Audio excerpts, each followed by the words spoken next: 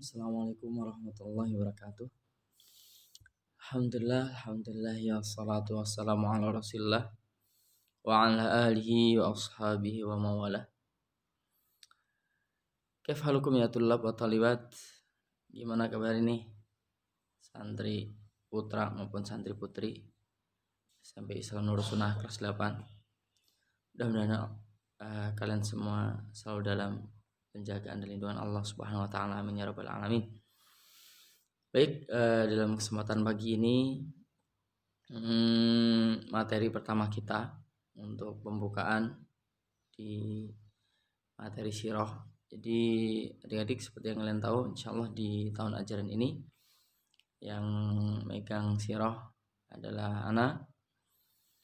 Tapi untuk kelas 8 ini sebagaimana buku yang kalian pegang semua dari Dar Syafi'i itu diawali dari hijrahnya Rasulullah Sallallahu Alaihi Wasallam dari kota Makkah menuju kota Yathrib atau kota Madinah.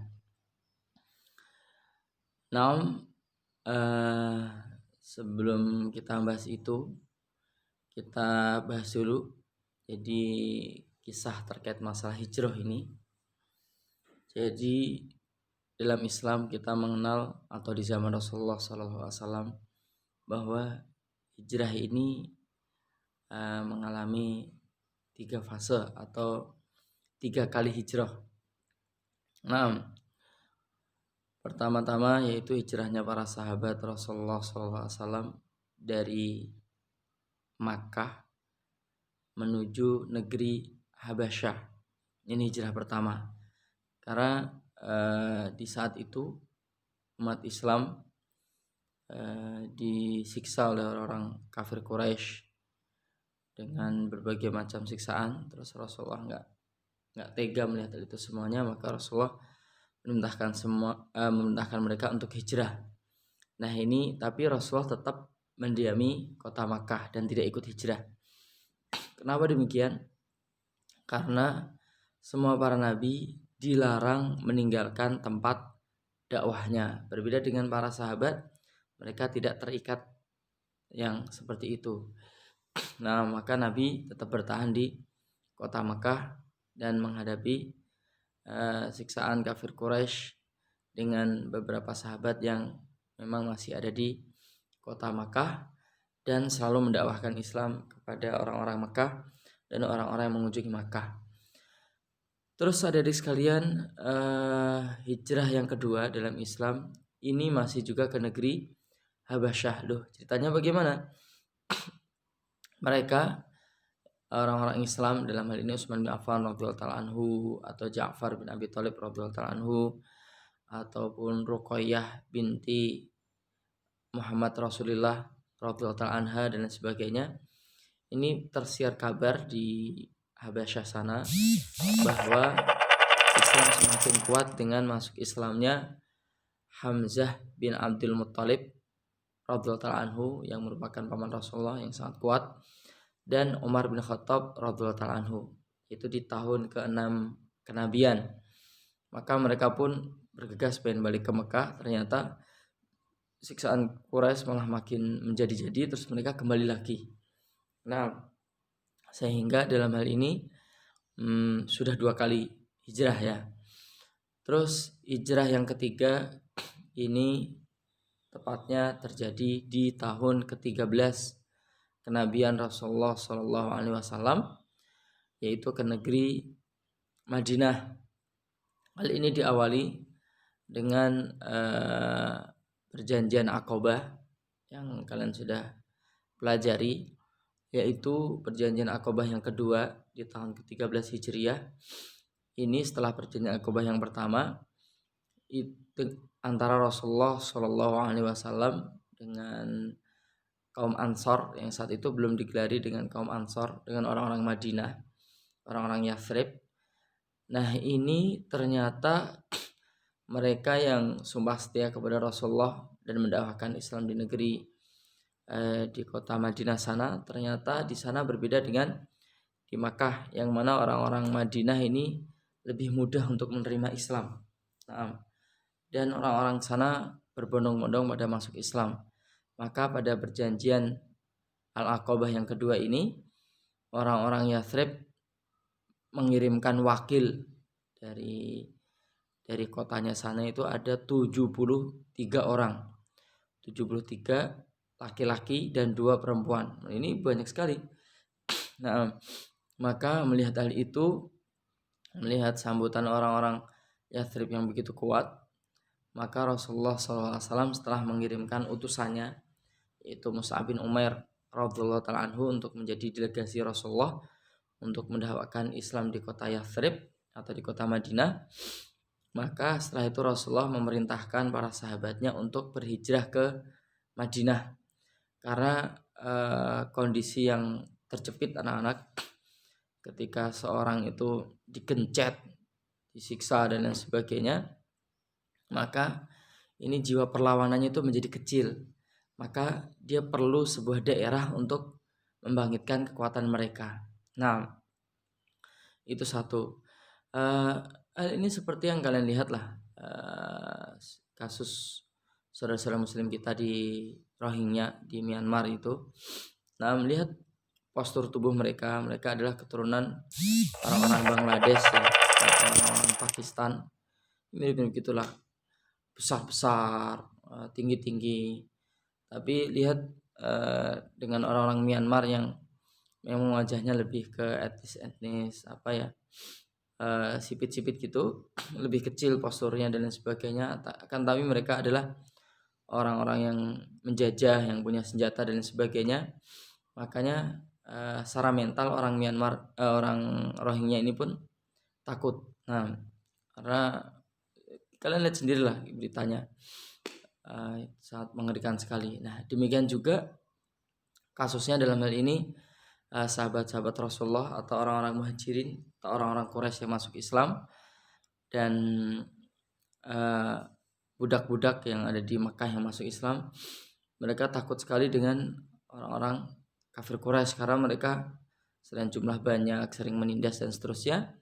Maka Rasulullah menyuruh mereka untuk hijrah ke Madinah. Dengan demikian mental mereka tertata, kekuatan mereka juga tertata. Nah, kurang lebih seperti itu.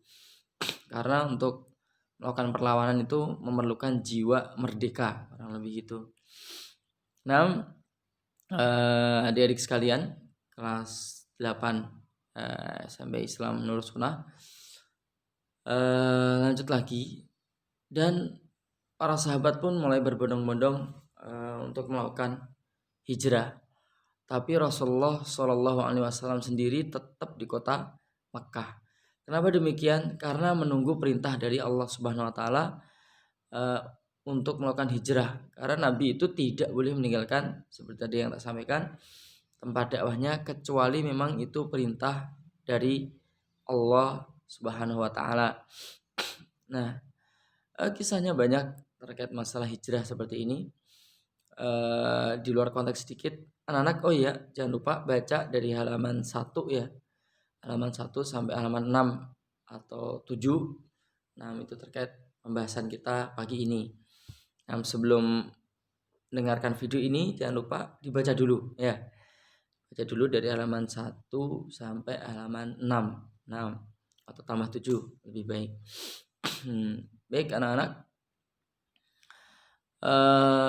Ali bin Abi Thalib radhiyallahu ta'ala anhu disebutkan dalam kitab Suwar min Hayati Sahabah, kalau nggak salah, mengisahkan karena sahabatu Rasulullah sallallahu alaihi wasallam yuhajiruna sirron. Nah, jadi sahabat-sahabat Nabi kaum Muhajirin itu hijrah ke Madinah semuanya sembunyi-sembunyi. Ketika orang-orang kafir Quraisy tidak ada atau di malam hari dan lain sebagainya, karena takut kalau ketahuan nanti malah kenapa-kenapa. Illa Umar bin Al-Khattab. Nah, kata Ali bin Abi Thalib, kecuali Umar bin Khattab radhiyallahu ta'ala anhu, fa innahu yuhajiru ilal Madinati ila jahra. Beliaulah yang hijrah ke Madinah itu dengan terang-terangan. Jadi kisah terkait Umar bin Khattab yang hijrah dengan terang-terangan, yang nantangin orang-orang kafir Quraisy, itu yang mengisahkan adalah Ali bin Abi Thalib radhiyallahu ta'ala anhu, bukan Umar bin Khattab sendiri. Hal ini menunjukkan bahwa para sahabat inilah sifat-sifat mereka. Mereka suka sekali menceritakan kebaikan-kebaikan saudara muslimnya. Nah, kisah masalah ini banyak sekali, bukan pada babnya. Sewaktu-waktu kalau memang Allah beri kesempatan dan posisi aneh ingat, terus kita bisa ketemu dalam sebuah majelis, nanti tak kisahkan insya Allah masalah hal itu. Terus kemudian turunlah perintah dari langit bahwa Rasulullah Shallallahu Alaihi Wasallam diperintahkan oleh Allah Subhanahu Wa Taala untuk melakukan hijrah ke Madinah. Hanya saja sebelum hari itu orang-orang kafir Quraisy ini mulai gundah. Kenapa demikian? Karena melihat para sahabat Nabi itu mulai meninggalkan kota Mekah dan mendiami kota Madinah. Kenapa mereka gundah? Harusnya mereka senang, Mekah terbebas dari orang-orang yang berbeda dengan mereka. Mereka gundah karena nanti kalau orang-orang Islam terfokus di satu tempat, mereka akan menggalang kekuatan dan itu akan membahayakan hegemoni kafir Quraisy yang ada di Mekah. Dan ini faktanya juga memang nanti seperti itu. Nah, maka mereka bingung, terus mengadakan sebuah rapat dengan orang-orang pembesar-pembesar Quraisy yang lain, kafir Quraisy yang lain. Nah, di rapat itu semuanya pada berusul bagaimana cara menghentikan dakwah Rasulullah Shallallahu Alaihi Wasallam. Ada yang berusul dibuang aja, diusir. Ada yang punya usul ditahan, ada yang berusul macam-macam. Ternyata di sana ada seorang setan dari kalangan jin yang menyamar sebagai manusia yang ikut rapat di sana, dan itu terlihat jelas karena orang-orang Quraisy itu seperti umumnya orang-orang kampung di negeri kita. Nah, orang-orang kampung itu melihat anak kecil gitu, dia langsung tahu bahwa ini anaknya siapa, dari keluarga apa gitu, ketahuan. Kalau ada orang baru akan langsung tahu bahwa ini bukan penduduk kampung tersebut. Demikian juga orang-orang Quraisy, ketika ada orang baru mereka pun paham bahwa ada ini bukan penduduk asli kota Mekah misalnya. Nah, singkat cerita, jin yang menyamar sebagai manusia ini memiliki usul yang mengerikan, yaitu dia memberikan usul kita bunuh saja Muhammad. Nah, ini semua orang-orang kafir Quraisy pun tercengang dengan usul ini. Kenapa demikian? Karena status Rasulullah Shallallahu Alaihi Wasallam ini yang merupakan berdarah Quraisy, yang bermarga Hashim. Kemarin sudah tak ceritakan juga bahwa Hashim ini adalah marga yang sangat mulia, marga yang memiliki banyak pendukung. Kemuliaan ini tidak hanya dari sisi nasab, tapi juga perangan yang luar biasa. Kalau ada orang Bani Hashim kok disakiti, maka Bani Hashim akan marah secara keseluruhan. Terus para pendukungnya yang pro dengan mereka juga akan ikut marah. Nah, ini bagaimana nanti kalau misalnya ada orang Bani Hashim yang dibunuh, pasti Bani Hashim akan membunuh orang yang membunuh keluarganya itu. Dalam hal ini maksudnya Rasulullah ketika misalnya dibunuh. Terus tidak hanya itu, keluarganya juga akan dibunuh dan sukunya juga akan dibantai. Nah, kurang lebih seperti itulah kalau bahasa kasarnya. Nah, kaget ini orang-orang pembesar Quraisy dengan usul itu. Ini usul nggak masuk akal. Karena selama ini pun orang-orang kafir Quraisy tidak pernah berani punya pikiran seperti itu. Jadi jangankan membunuh, punya pikiran ini nggak berani.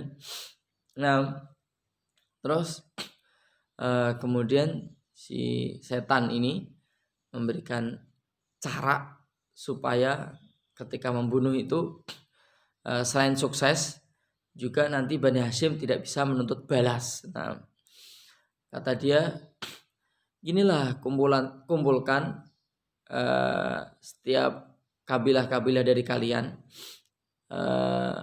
seorang pemuda, jadi semua marga Umayyah, marga Makhzum, marga ini kayak gitu, kumpulkan terus nanti bunuh Muhammad rame-rame. Nah, ketika Bani Hashim mau menuntut balas, dia akan kesulitan karena semuanya terlibat.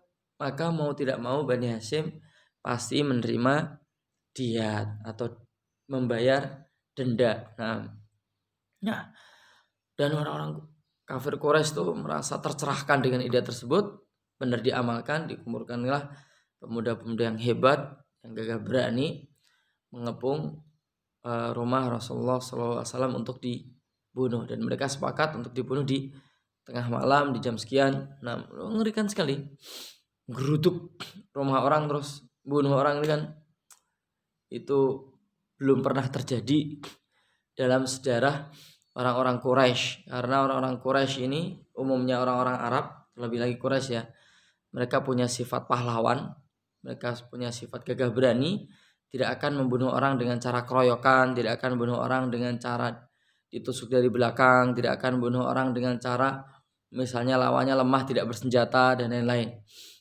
Nah ini mereka main keroyokan seperti ini, idenya dari mana? Setan. Nah, itulah setan.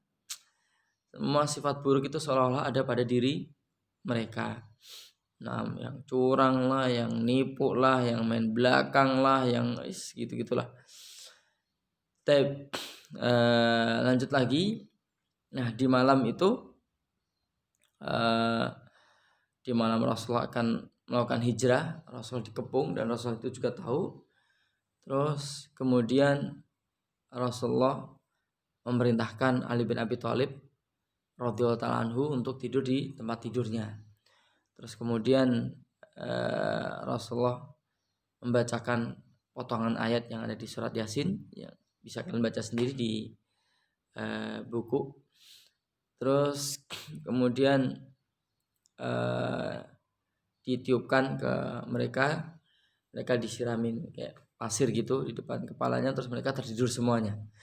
Nah ini kemudian Rasulullah pun melakukan hijrah dengan Abu Bakar As-Siddiq radhiyallahu ta'ala anhu, dan Ali bin Abi Thalib tidur di tempat tidurnya Rasulullah Shallallahu Alaihi Wasallam untuk mengelabui orang-orang para pembunuh ini bahwa Rasulullah itu masih ada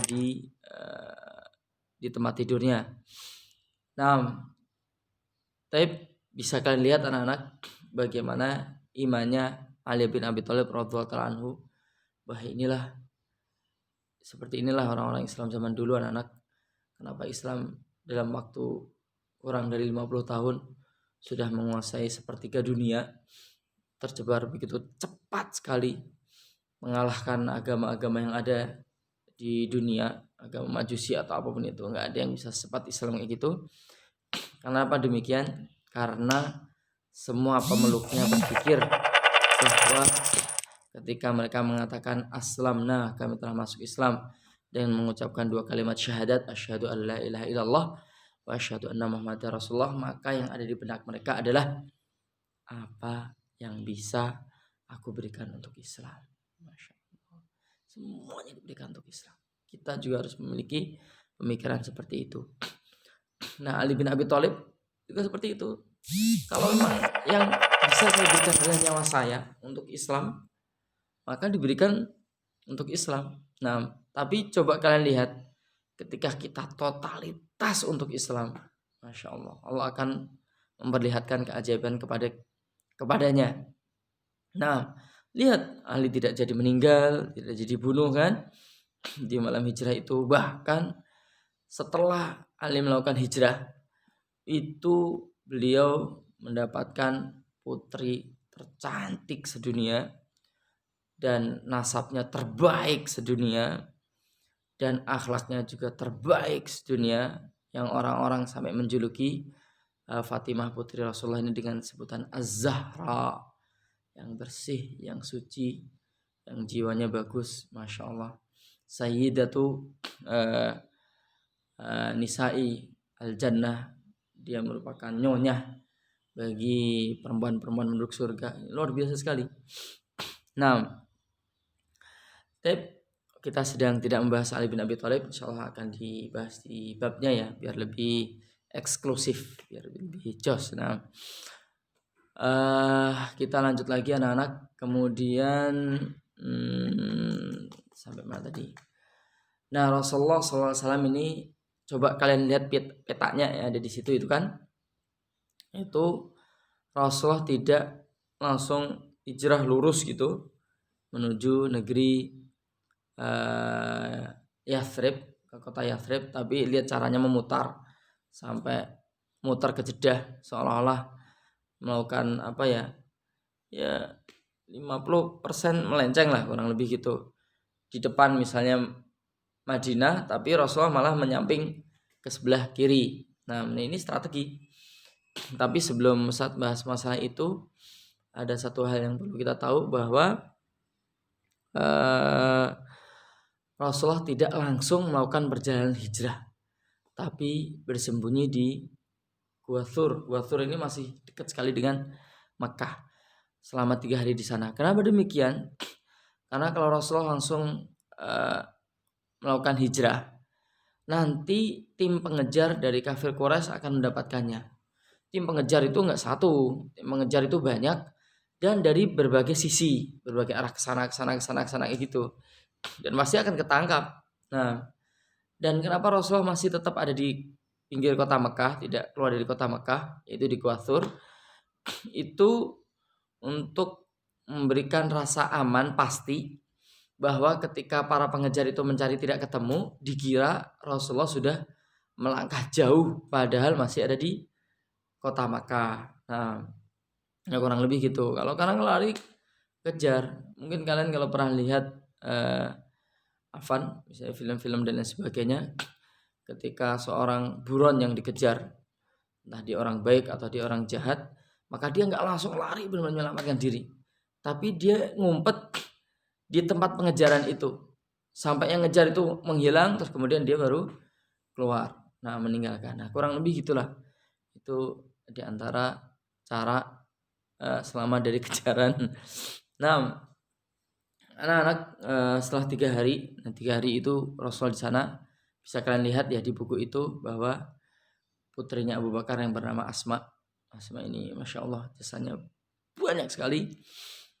Nah beliau yang membawakan makanan ke Gua Thur untuk dimakan Rasulullah dan Abu Bakar, terus kemudian mencarikan berita-berita terkait kafir Quraisy, terus kemudian putranya Abu Bakar yang lain bernama Abdullah ini juga ikut kerjasama membantu suksesnya hijrahnya Rasulullah dengan Abu Bakar As-Siddiq radhiyallahu ta'ala anhu. Terus banyak sekali anak-anak. Nah, terus kemudian singkat cerita setelah 3 hari Rasulullah pun melakukan perjalanan hijrahnya dan diantarkan oleh seorang kafir Quraisy yang dia itu tidak pro, namanya ada di situ di buku, bisa kalian baca sendiri. Nah beliau ini seorang kafir tapi nggak menentang dakwah Rasulullah, juga tidak mau menerima Rasulullah. Nah mereka dia ini yang menjadi penduduk jalan menuju kota Yathrib, karena kota Yathrib ini saat itu nggak seperti zaman sekarang anak-anak. Kalau kalian mau kemana misalnya ke Surabaya motoran tanpa Google Map pun bisa, cukup melihat pelang-pelang ada di jalan itu loh. Surabaya sekian ratus kilometer terus saja ikutin aja pelang itu, nanti sampai Surabaya beneran. Nah zaman dulu belum ada kayak gitu, apalagi ini padang pasir, susah anak-anak. Beda dengan rumah penduduk yang kita bisa nandain cat warnanya dan cat rumahnya dan sebagainya, atau pepohonan, hutan, jadi kita bisa ngasih tanda. Padang pasir mau ngasih tanda di mana? Di awang-awang kan nggak mungkin, di pasir menghilang nanti. Nah ini butuh seorang penunjuk jalan yang jempolan. Nanti bagaimana caranya? Insya Allah kapan-kapan akan saya ceritakan. Singkat cerita, biasanya perjalanan padang pasir itu dilakukan malam hari dan penunjuknya adalah bintang-bintang itu, karena bintang-bintang itu letaknya tertentu ya. Ini ilmu yang sulit.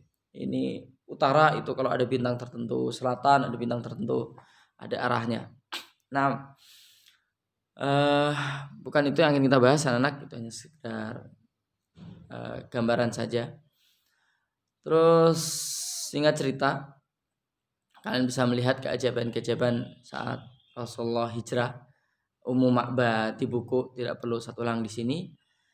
Nah, ini Rasulullah melakukan berjalan hijrah ditemani dengan Abu Bakar di Gua Hira, di Gua Thur juga nggak perlu Anda ceritakan, bisa kalian baca sendiri juga di buku. Terus kemudian Rasulullah Shallallahu Alaihi Wasallam ketika hendak sampai kota Madinah itu beliau dan Abu Bakar melewati sekawanan kambing. Ternyata ada pengembalanya yaitu Abdullah bin Mas'ud radhiyallahu ta'ala anhu yang saat itu belum masuk Islam, masih bocah, nggak peduli juga dengan ribut-ributnya zaman. Singkat cerita anak-anak, Rasulullah mendekat kepada Abdullah bin Mas'ud, terus kemudian Rasulullah minta air susu. Terus kata Abdullah bin Mas'ud, ini bukan kambingku, kalau andikan ini kambingku aku nggak bakal pelit, kata dia. Terus Masya Allah amanah sekali ya. Terus kemudian kata Rasulullah, coba aku pinjem kambing yang belum pernah beranak, berarti istilahnya kambing yang perawan lah, masih belia gitu. Terus kemudian oleh Rasulullah dor'ah itu kantong susunya itu disentuh oleh Rasulullah, diusap dengan mengucapkan Bismillahirrahmanirrahim, kalau nggak salah ada di kitab Suwar min Hayati Sahabah, di situ dibahas. Terus kemudian kantong susunya ini mengembang, terus kemudian Rasulullah pun meminumnya, terus Abu Bakar juga meminumnya, dan masih tersisa untuk Abdullah bin Mas'ud. Kemudian Abdullah bin Mas'ud datang bertanya kepada Rasulullah, kamu tadi baca apa gitu loh, kok nyentuh kantong susu kambing langsung ngembung, kamu baca apa? Saya pengen tahu bacaan kamu, nanti kalau saya aus tinggal gitu aja. Kata dia gitu. Langsung Rasulullah tidak mengajarkan, tapi Rasulullah berkata dengan ucapan yang lebih dari itu, kata Rasulullah, innaka waladun mu'allam. Kalau kita terjemahkan, sungguhnya kamu itu anak yang jenius. Masya Allah, bakat lahir yang Allah benamkan pada diri Rasulullah, bisa melihat orang bahwa orang ini jenius atau enggak, padahal dia cuma pengembala kambing,